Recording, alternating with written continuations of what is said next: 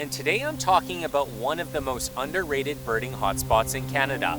Oak Hammock Marsh, located just north of Winnipeg, is a spot that's not on a lot of people's radar, but it's one you're going to want to put on your list. So one thing I've already noticed here is this is such a thriving birding ecosystem, this marsh.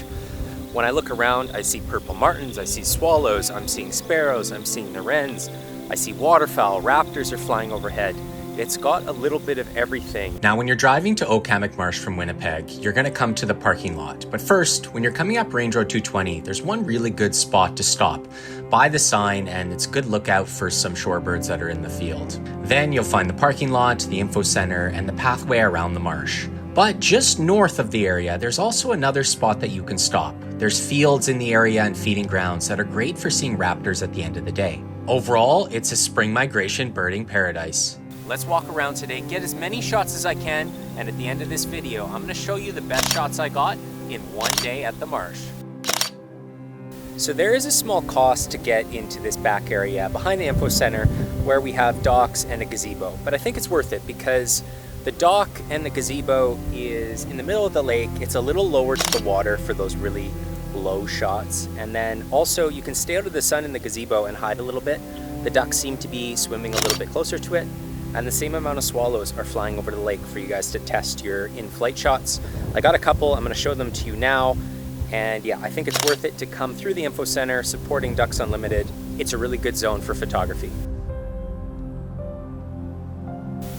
There's different species and sounds everywhere I look, and during the spring migration period right now, where everything is in its full breeding colors, this is what every birder looks for, and for me as a bird photographer, it doesn't get better than this.